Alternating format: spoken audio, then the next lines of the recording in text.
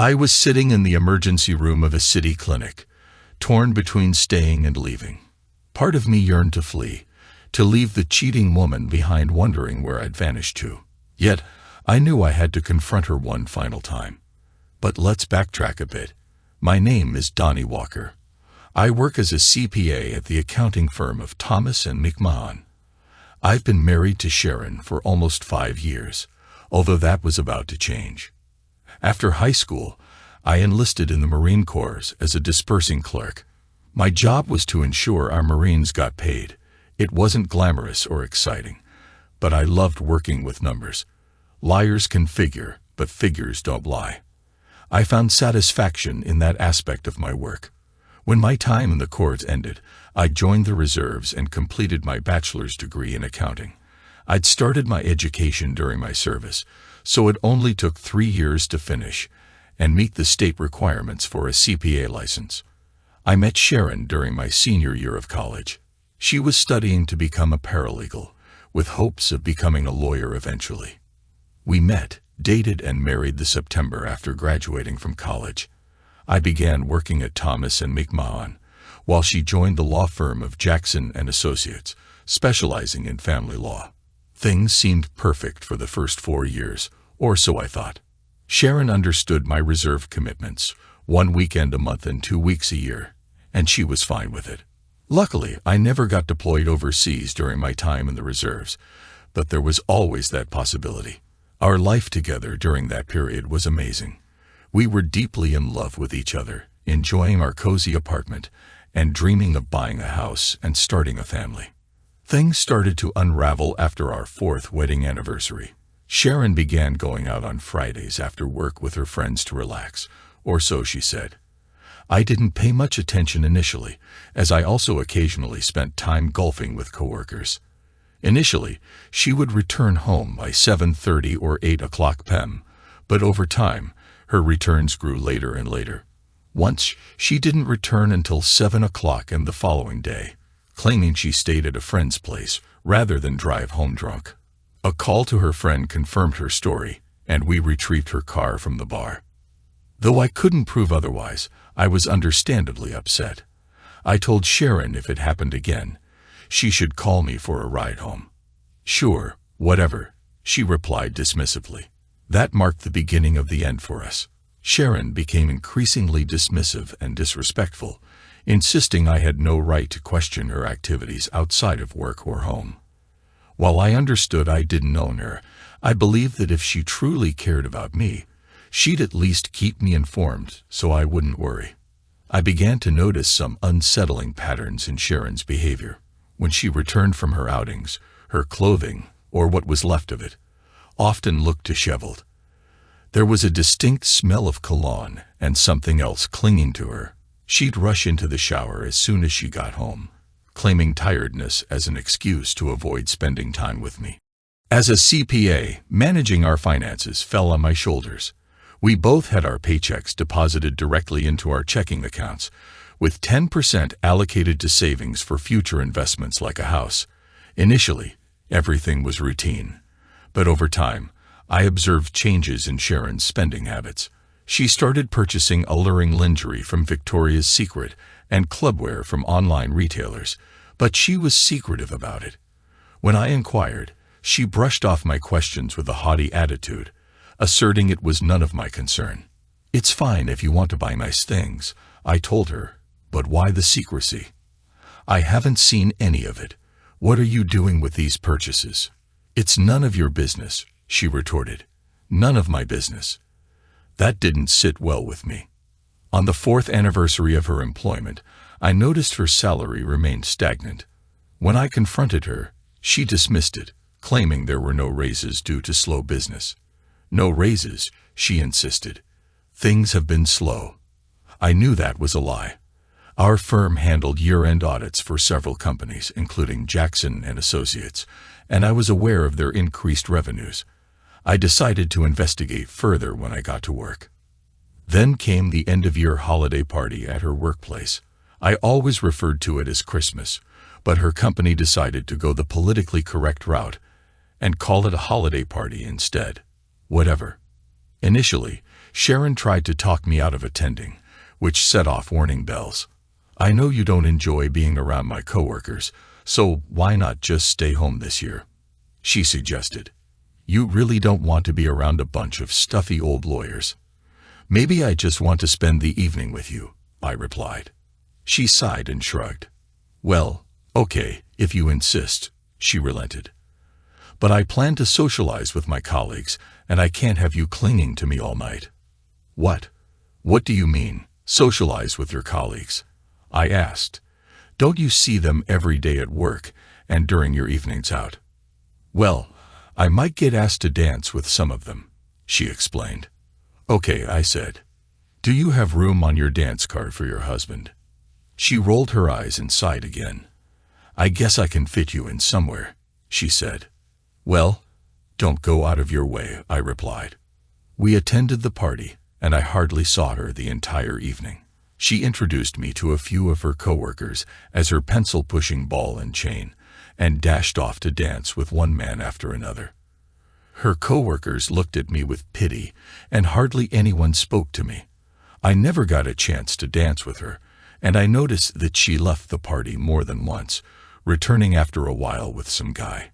If I didn't know any better, I could have sworn she was involved with one or more of them. Okay, I'm ready to go, she finally slurred, her words muddled. Clearly, she had had a few too many drinks, her clothing and makeup disheveled. I grunted and made my way to the car. She followed, attempting to kiss me when she got in, but I gently pushed her away, noticing the unpleasant odor of her breath. What's wrong? She asked. Your breath stinks, I replied. What have you been drinking? She giggled. Wouldn't you like to know? She teased. I couldn't help but notice that you didn't even spare a dance for your husband, but spent the whole night with everyone else, I pointed out. Yeah, so what? She retorted, growing irritated. I also noticed you were frequently absent, I continued. Where did you disappear to? She laughed. That's none of your business, she dismissed. We remained silent for the rest of the trip home. Naturally, nothing happened between us that night. Sharon attempted to make amends for her behavior during the rest of the holiday, but I could sense things weren't the same as they used to be. After the holiday season, Sharon went back to being a bitch. Our married life went from several times a week to maybe once a week. If that, she was spending more and more time with the girls, and her attitude towards me was only getting worse. A couple of weeks after the holiday party, I had a conversation with Hubert Scott, the accountant in charge of the annual review at Jackson and Associates. I learned that everyone in the firm had received a significant bonus and a substantial pay increase. For instance, Sharon had received a 30% salary hike and a $10,000 bonus. However, none of that money had been deposited into our account. What on earth was she doing with it? I considered asking her directly, but I decided against it. Given her attitude, I figured she would just lie and turn it into an argument. So instead, I asked Hubert to look into it and promised to get back to me. He assured me he would and asked for a couple of days. 2 days later, things took a turn for the worse. Hubert came by my office and shared some of his findings. According to the records from their firm, Sharon had her increase automatically deposited into an account she had set up with another bank. It hit me then that she was apparently planning to leave me. Additionally, Hubert mentioned they had found some irregularities in the company's books that could spell trouble. I made a mental note of the account information and thanked Hubert for his efforts. That afternoon, my phone buzzed, indicating I had received an email in my personal account. The subject line read, "What your wife is doing behind your back." Upon opening it, I found a video attached. That video marked the end of my marriage. The video was of my wife with a guy from the party. I don't think I need to explain what they were doing. They kept saying insulting things about me and calling me a wuss. Needless to say, I was furious after watching that video. I halted the video, unable to bear any more. Glancing at the email, I sought the sender, hoping against hope it was some twisted prank. I shot back a reply. "Who are you and when did this happen?" A few minutes later, a response landed in my inbox. I'm Tiffany Hall, the wife of the guy in the video. And I know your wife. This went down yesterday. Do you want to meet? If so, call me at this number. Of course, I was eager to meet. My mind buzzed with a million questions. How long had this affair been happening? This video shed light on so much of the tension between us over the past few months. I scribbled down her number and dialed. Hello, a voice answered. Is this Mr. Walker? Yes, I replied. Please call me Dunny. Is this Tiffany? I asked. It is, she confirmed. I assume you've seen the video. Bits of it, I admitted. I want to meet and get to the bottom of this. All right, she agreed. Let's meet at the Starbucks around the corner from your office. 20 minutes. I'll be there, I assured her before ending the call. I shut down my workstation, informing my secretary that I'd be out for a while. It only took me 10 minutes to reach Starbucks, so I ordered a coffee and waited. Shortly after, an attractive woman walked in. She scanned the shop, and when our eyes met, she approached. I invited her to sit, offering to buy her a coffee after we introduced ourselves. After getting her order, she retrieved a manila envelope from her large handbag and handed it to me. Here's everything you need to know, she said, gesturing toward the contents. Peering inside, I found photographs alongside a report compiled by a private investigator and a flash drive. The drive holds videos, additional photos, and a digital version of the report. I'm sorry you had to find out about their affair like this. How long has this been happening? I asked, my heart sinking. At least 4 months, from what I've gathered, she replied. Possibly longer. She's been involved with others at her firm too. It's all in the report. Just out of curiosity, why are you telling me all of this? I inquired. Because I plan to name your wife in my divorce, and that impacts you, she explained. Plus, I thought you should know, in case you hadn't already figured it out. I've had my suspicions for a while, but I lacked concrete proof, I admitted. So, what's your next move? I've already made it clear to Gerald that if I caught him cheating again, I'd divorce him, she revealed. Like you, I've suspected for some time, but without evidence. I caught him once before, but he warned me that if I left, his firm would ruin me. You're familiar with their reputation, right? I've heard Sharon talk about how they tend to destroy spouses they go up against, I said. Their motto is, win, no matter what, she declared, by any means necessary. So you're going through with it this time, I remarked. She nodded firmly. I am, she affirmed. Now that I have concrete evidence of his infidelity, I nodded in understanding. So what do you need from me? I inquired. Nothing, she replied. I just want to do what's right. Not even a bit of revenge. I probed. Nope, she said, shaking her head. No offense. You're a great guy, but I won't risk messing this up until it's done. No offense taken, I assured her. I completely understand. In fact, she added, I think it's best if we don't see or talk to each other until it's all over. That makes sense, I conceded. Thank you for sharing this with me. As she prepared to leave, I stood up. You're welcome, Donnie. Again, I'm sorry, she apologized. She reached into her purse and handed me a business card. This is my attorney's information. She's a real shark, and she's expecting your call. I accepted the card with gratitude.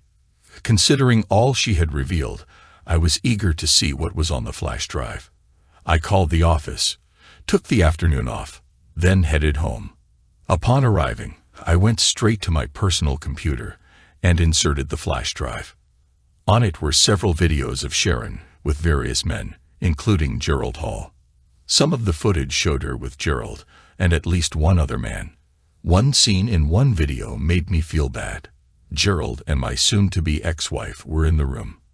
Gerald was laughing and my wife was telling him how much she enjoyed giving me horns in front of everyone, and that if I went against it and tried to do something about it, my reputation would suffer greatly. I couldn't fathom that this was the woman I once loved.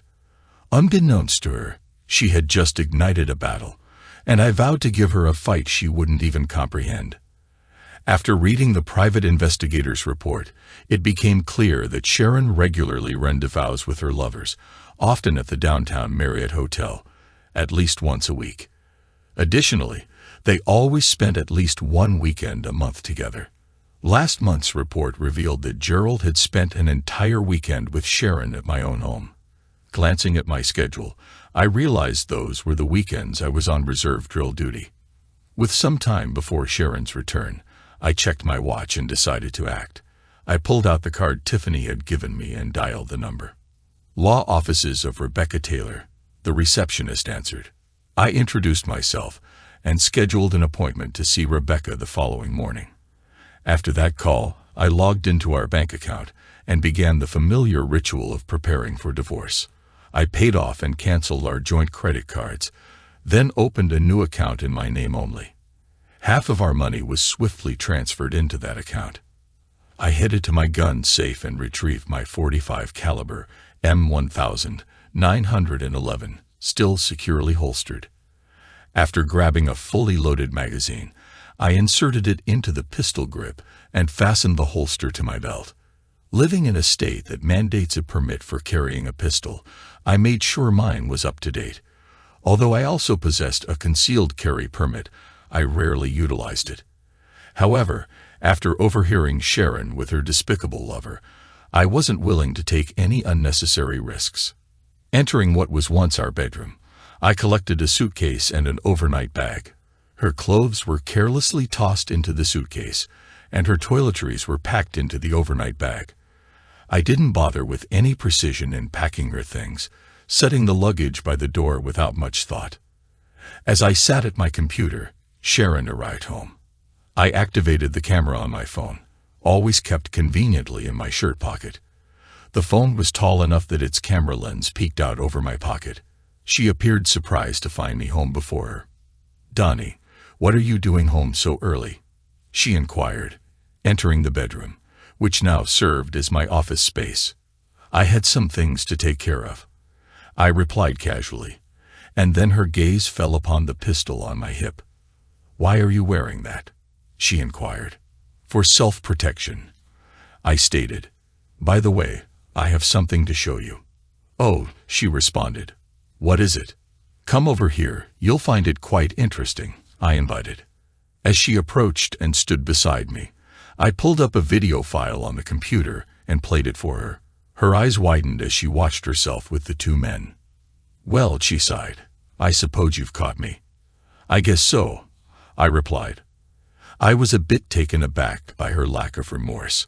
I had hoped for an apology, or at least a hint of regret, but there was none. If anything, she seemed more arrogant and dismissive than usual. "Now that you know, there's no need for secrecy," she declared. "I'll be bringing Gerald by the house from time to time. And yes, he'll be staying the night. In my bed. It's a shame, really. I had hoped to keep this from you a bit longer, but I see no point in waiting." "You're out of your mind, Sharon," I snapped. My tone was sharper than she'd ever heard from me, and she visibly recoiled. "In fact, you're going to pack your things and leave right now." "What are you going to file for divorce?" she retorted. "Because if you do, it'll be the biggest mistake of your life." "Really?" I challenged. "Why? Are you and your cronies going to concoct more lies about me like you did with the others?" "So that's your plan?" I asked. "To force me into being your cuckold by fabricating lies you know are false?" "Why not?" she retorted. "We've done it before. I'll leave for now, but you better think long and hard. You have 48 hours to reconsider. Either comply or face public humiliation." "Wait," I said, reaching for her hand. "What?" she questioned. I swiftly removed her rings and snatched her keys from her purse. "What are you doing?" she demanded as I extracted the house key. I tossed her purse back to her. "Get out," I commanded. "I've already packed some of your belongings. Now go." She glanced at the luggage by the door and then back at me. "Come on, Donnie. Don't do this," she pleaded. "Out," I insisted. She picked up the luggage and left. I stopped the video on my phone and reviewed it to ensure I captured the entire confrontation. I had. Good. I would make sure Rebecca saw this tomorrow. I sent the video to my email so I could access it on my PC. From there, I forwarded it to her parents, her sister, and my own parents. I wanted them all to witness what Sharon had become, and I refused to let her portray me as the villain in this situation. The rest of the night was spent drinking beer and watching TV. After a somewhat restless night, I called into work and took a couple of vacation days. I explained the situation to my boss, and he completely understood. Just take care of what you need to and come back as soon as you can, he advised. Thanks, boss, I said, ending the call. After a shower, I dressed and prepared to meet Rebecca, ensuring I had everything I needed. Rebecca's no-nonsense demeanor impressed me. She examined everything I had brought and simply shook her head. Donnie, this is unbelievable, she remarked. I've heard rumors about Jackson and Associates for years, but I never had anything concrete. If what she's saying is true, we're looking at serious criminal charges. So what's our move? I asked. Well, I'll file for divorce on the grounds of adultery and push for a 70-30 split with no support. We'll give her the standard 30 days to respond, during which we'll demand a full financial report. Meanwhile, I'll work on obtaining a subpoena for her banking records. If she attempts to conceal accounts, we can consider charges of perjury. Considering her threats in the video, I'll also pursue a restraining order covering you, your home, and your workplace, she added. As for the other matters, I'll contact the state bar and the local DA. This appears to be extortion. We'll see where that leads. Meanwhile, you keep your distance. No confrontations, no communication with her or her associates. Understand? She instructed. I nodded in agreement. Got it, I affirmed. Good, she replied. I'll start the paperwork and have her served at her workplace within the next day or two. You can reach me on my personal cell if needed, but don't overdo it. She handed me her card. Thanks, Rebecca, I said, shaking her hand. That day, I received 3 phone calls. The first was from my mother. Donnie, I'm so sorry about all this. Are you all right? She asked when I picked up. I will be, Mom. Thanks, I assured her. I saw a lawyer today, and she's handling it. Well, you let us know if there's anything you need, Donnie, she said. We love you. I love you too, Mom, I replied. The next call was from Sharon's parents, who seemed to have difficulty grasping the situation. Donnie, what the hell is this? Her father demanded. What did you do? What did I do? I exclaimed. Besides loving Sharon with all my heart, nothing. Did you hear what she said? Yeah, I heard it, her father acknowledged. But I can't believe she'd do something like that without provocation. Can't you just work through this? No, Dad, I can't, I stated firmly. I've already consulted a lawyer, and I'm filing for divorce. I'm sorry, son, he finally said. This just doesn't make sense to me. Her sister also called, and she was furious. What the hell is going on, Donnie? She demanded. What did you do? I didn't do a damn thing, I retorted. It's your sister who's lost it, not me. I don't believe it, she insisted. My sister would never do something like this. Believe what you want. I don't care. I snapped. I'm just informing you why I'm divorcing her. You can take it up with her. With that, I ended the call, seething. I fired up my computer and checked my email. In my inbox was a message with the subject, I know what you've done. The sender was from Sharon's firm. The email looked suspicious, like one of those fake messages that end up in the spam folder. I know what you have been doing, and I have video footage of you doing illegal acts to minors, the letter read. You have a 24-hour window to halt any divorce proceedings, and our records will be purged upon receipt of a cashier's check for $100,000. Failure to comply will result in the dissemination of said records to authorities, your family, your Marine Corps Reserve superiors, and your workplace. If you accept, respond with agree to delay further action. The email was unsigned, and despite scrutinizing the header, I found no clues. It wasn't my forte, so I called Julian Baker, our company's IT security expert. "Julian, I need a favor," I said. "Sure thing, Dunny," he replied. "What's going on?" "It's sensitive," I cautioned. "Can you keep it confidential?" "For you, always," Julian assured. "I received an email that seems to be from my wife's law firm, but I'm not certain," I explained. "Could you take a look and let me know?" "Of course," Julian agreed. "Forward it to me. I'll check it out." "Thanks," I said, ending the call and sending the email to Julian. The wait felt interminable. About 30 minutes later, Julian called back. "What did you find?" I asked anxiously. "Well," Julian began, "it definitely originated from Jackson and Associates Network. They didn't even bother masking it or using proxies. Talk about arrogant." "Can you verify that?" I inquired. "Absolutely," he affirmed. "I can even identify the author." "Would you be willing to testify to that in court?" I asked. "Sure, if it comes to that," he replied. "Thanks, I owe you big time," I expressed. "I'll inform my attorney. She might want to speak with you." "No problem," he responded. "Just give her my number." After ending the call, I immediately dialed Rebecca. She picked up on the second ring. "Rebecca Taylor," she answered. "Rebecca, it's Donnie Walker. I received an email that seems like blackmail," I informed her. "Our IT security guy looked into it, and he says it came from Jackson and Associates Network." "Really?" she inquired. "All right.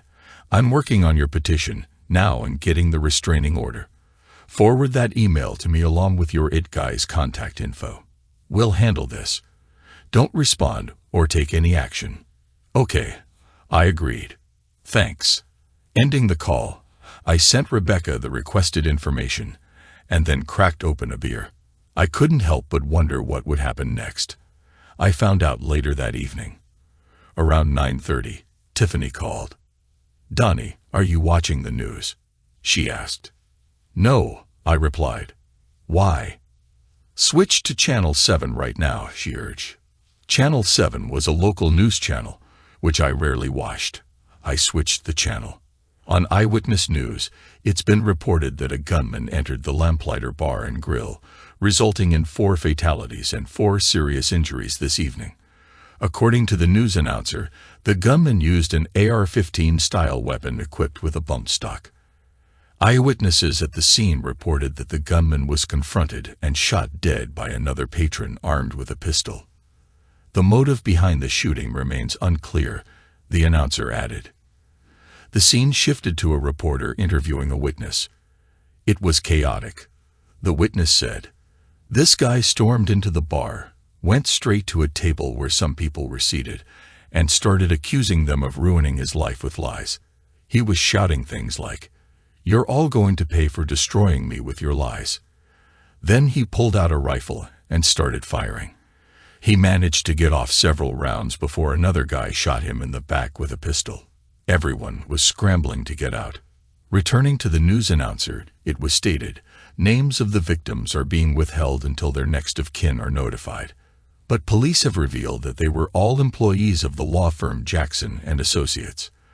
The gunman has been identified as Louis Mitchell, who went through a contentious divorce in which he was accused of misconduct toward minors. It's unclear where he obtained the weapon used in the attack, but there are already calls for stricter gun control measures from activists." Coming up next on Eyewitness News, a heartwarming reunion between a man and his dog. "Damn," I muttered to Tiffany. There was a knock at the door. "I have to go now." "Tiffany, someone's at the door." "Same here," she said. "Call me if you find anything out." "I will," I said, ending the call. I stowed my phone and opened the door to find 2 police officers. "Mr. Walker," one of them asked. "Yes," I replied. "Do you know a Sharon Walker?" he inquired. Yes, she's my wife, at least for now, I said. I'm sorry to inform you, sir, but your wife has been seriously injured in a mass shooting and has been taken to Mercy Hospital, the officer said. How bad is she? I asked. I really don't know, sir, he replied. I suggest you talk to the doctor when you get there. Again, I'm sorry, sir. With that, they tipped their hats and left. Dan. I wanted that unpleasant woman out of my life, but I didn't want her to die. I called Tiffany back. She answered on the second ring, and I could hear her crying. Tiffany, it's Donnie, I said. What happened? They just told me Nate, my husband, was shot and killed at the lamplighter, she said. I'm sorry to hear that, Tiffany, I said. Dan again, I thought. I had hoped the jerk would end up being Bubba's subordinate, and I felt even worse for Tiffany. Sharon was shot too. I'm heading to the hospital to find out what I can.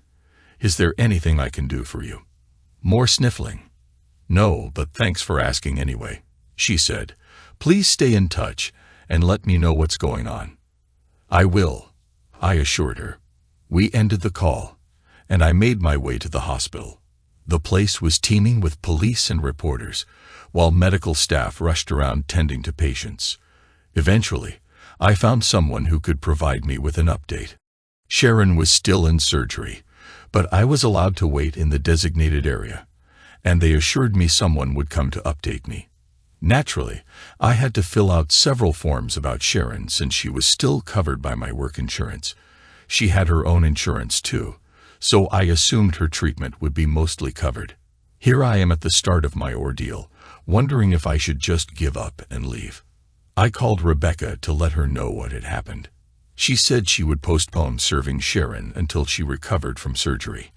I called Sharon's parents and sister to inform them of the situation. Naturally, they tried to blame me, but I pointed out that if I were responsible, I'd probably be dead too and not sitting in the hospital. They arrived and sat across from me in the waiting room, shooting me disdainful glances.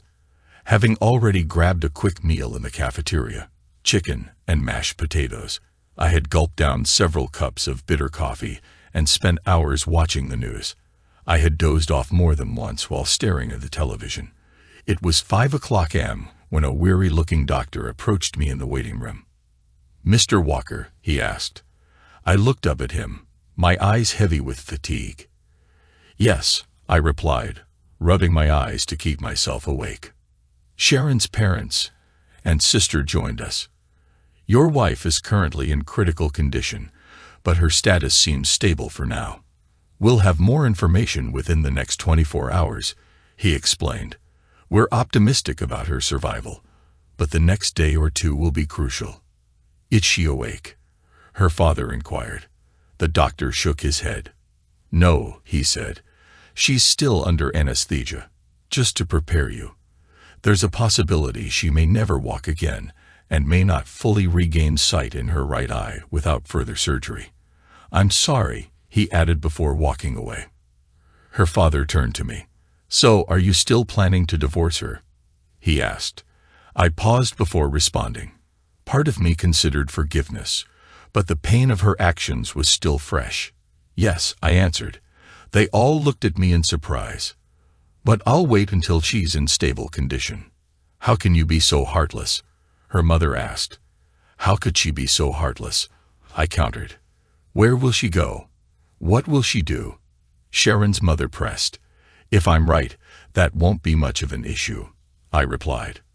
What do you mean? Her father asked. I didn't want to reveal too much or speak out of turn. We'll see, I said. I'm going home, but I'll be back. With that, I left them standing there and returned home, where I took a shower and collapsed into bed. The following day, news of the shooting had spread nationwide. Scores of men came forward, revealing they too had been targeted for extortion by the law firm, accused of crimes they never committed. Their stories echoed each other eerily, each receiving threats to expose non-existent heinous acts unless they paid hefty sums. Consequently, many lives were shattered. State authorities intervened, arresting several lawyers from the firm and forcing its closure. A massive class action lawsuit was filed against the firm and its partners, seeking millions in damages in addition to criminal charges. 3 days after the shooting, I received news from the hospital that Sharon had regained consciousness and was asking for me. I promptly informed Rebecca, who arranged for 2 men to meet me there. One of them, she mentioned, was the process server. I called Sharon's parents and learned that one of them had been keeping vigil by her side since her surgery. In the hallway outside Sharon's room, I met the process server and another man, Detective Clark. Together, we entered Sharon's room, where she sat in bed with her mother in a chair nearby, her face filled with questions. "Sharon Walker," the process server inquired. She nodded, and he confirmed her identity before handing her a manila folder. "You've been served," he declared before leaving the room. Detective Clark remained standing, looking down at her with a solemn shake of his head. "Do you understand that extortion and conspiracy to commit extortion are felonies in this state?" Detective Clark questioned. Sharon lowered her gaze, nodding weakly. "Yes," she murmured, her voice trembling. "And you're aware that in this state, each act of extortion carries a penalty of up to 15 years in prison and a $10,000 fine." He pressed. Once more, Sharon nodded. He handed her a printed copy of the email I had received. "Does this ring a bell?" he inquired. Sharon looked defeated. "It should. It was composed and sent from your computer, under your login, along with about 75 others. We found them all in your sent items folder. I'm no mathematician, but 76 times 15 years comes out to about 1,140 years, and you're looking at roughly a $760,000 fine. In short, you're in deep trouble. You know I have to arrest you. The DA is pushing for a life sentence with all the charges against you, but if you cooperate, maybe I can negotiate a deal. What do you say?" Again, Sharon nodded. "Okay," she whispered. "All right," he replied. "I'll give you a few minutes alone with your husband and family, but I'll be back." With that, Detective Clark looked at me, placed a hand on my shoulder, and left the room. I stared down at my soon-to-be ex-wife. Tears streamed down her face. "You really wrote this? To your own husband?" Sharon sobbed even harder. "How could you?" I glanced at her mother. "How do you think Jackson and Associates became so successful?" I posed the question rhetorically. "They did this to a whole bunch of guys looking for a quick buck. That's why that guy went and shot them all. And I have her on video admitting they did this all the time." "No wonder you want to divorce her," her mother said, looking at me. "I don't blame you one bit. That on top of her adultery," I added. "There's no way I want her back, ever." I turned back to Sharon. "You never answered my question." She looked at me, defeated. I got wrapped up in the excitement and the power, I guess, she admitted. As for the letters, well, I was just doing what the lawyers wanted. I hated doing it, and I wasn't the only one. All the paralegals did it as well, please believe me. I was only following orders. "Sorry, but that old excuse just doesn't cut it," I retorted. "At all," I emphasized. "The snide comments, the disrespect, the cheating. No, you loved it. You got off on putting me down. I saw the glee on your face when you told me you do it all the time. I saw how much you enjoyed humiliating me. Oh, he's dead, by the way. No, you just screwed up, and it almost cost you your life. It sure as hell cost you your marriage. I hope it was worth it to you. Can you forgive me?" she pleaded. I shook my head. "No," I said firmly. "Never. I'm just glad we didn't have any kids. By the way, when you fill out that financial statement, don't forget to include your secret account. You know, the one you set up to hide money from me. I'd hate to see you add perjury to your list of crimes." She looked at me, her eyes wide. "You know about that?" she gasped. I nodded. "Of course," I replied. "Who you think did the year-end books and audit for your firm? You think you've got problems. That's nothing compared to what we found over the last year." Believe me, the feds are gonna have fun with your senior partners. I looked at Sharon one last time. Goodbye, Sharon, I said. I loved you once. With that, I walked out as Detective Clark entered with two uniformed officers. Sharon was handcuffed to the bed as her mother watched in tears. Epilogue. Jackson and Associates faced a barrage of charges from state and federal agencies, compounding their legal woes. The class action lawsuit for defamation and other civil wrongs ballooned to include more than 700 men, some of whom had been wrongly imprisoned due to false accusations made by the firm. Eventually, the court ordered the firm and its senior partners to pay over $2.5 billion in fines, fees, and restitution, with the bulk going to attorneys and taxes. All the firm's lawyers were disbarred, their licenses permanently revoked. The handling of divorces by the firm became a subject of heated debate. Some argued for a review of all cases, given the scandal circumstances, while others advocated for a focus only on cases involving the men in the class action. Ultimately, no reviews occurred, and no changes were made. The surviving partners received life sentences for their actions. Simon Jackson, the firm's senior partner, committed suicide before his trial concluded. Sharon reached a plea deal, providing evidence for the state. The judge sentenced her to 20 years in prison, with parole eligibility in 10. Upon release, she was a mere shadow of herself, bearing scars, blindness in one eye, and mobility issues from the shooting. She moved in with her parents and relied on welfare after her savings depleted. Last known, she was writing a blog on the perils of infidelity. Sharon's betrayal left me reeling. For a while, I withdrew from the world, cautiously dipping into the dating pool only occasionally. Trust issues loomed large, especially with women. 3 years post-divorce, I met Emily, a former Marine who worked as a dispersing clerk. She was a bit younger than me and had recently lost her husband to a sudden heart attack. We went on several dates before I felt ready to open up about my past marriage. Emily listened attentively as I recounted the painful details. When I finished, she simply nodded. "That makes sense," she said quietly. "I know it wasn't easy for you to share all that, but I'm glad you did. Not all women are like Sharon. Like you, I believe in the Marine Corps motto, Semper Fidelis, and if you give me a chance, I'll prove it." And she did, over and over, in myriad ways, and she continues to do so even after all these years. I eventually retired from the reserves as a master sergeant and started collecting my retirement benefits at 55. Emily and I have plans to travel the country in an RV we purchased with some of the money I received from the class action against the firm. As Emily assures me, she intends to make me the happiest man alive. I believe her, and that's all I need.